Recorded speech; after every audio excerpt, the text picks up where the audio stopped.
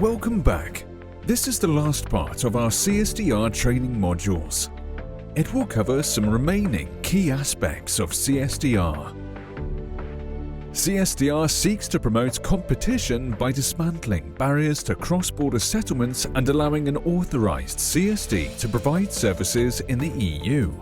This objective is also achieved since CSDR opens up the access to CSDs to various categories of participants provided they can meet clearly defined access conditions.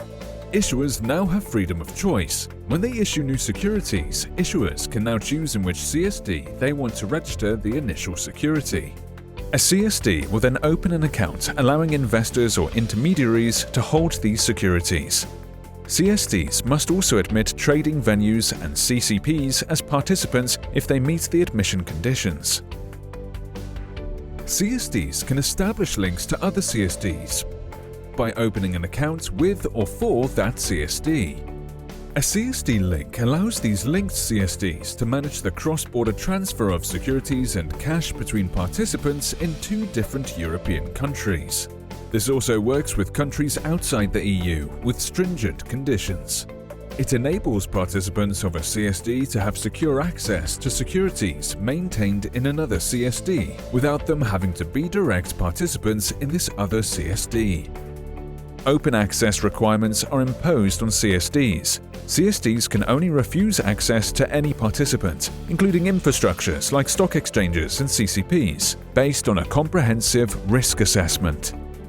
For example, a CSD may deny access to other market infrastructures if it could undermine the functioning of financial markets or cause systemic risk. As explained in Chapter 1, CSDs are not banks, but a handful of them have been specifically authorized to offer banking ancillary services which must be related at all times to the settlement activity.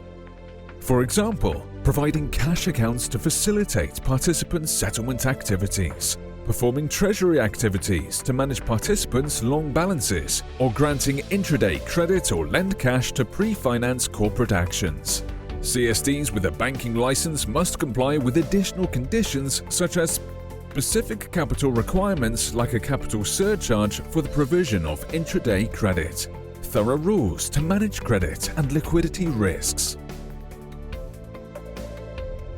All CSDs must establish appropriate independent channels for reporting actual or potential infringements internally or to competent authorities, making sure employees using these channels will be adequately protected against retaliation.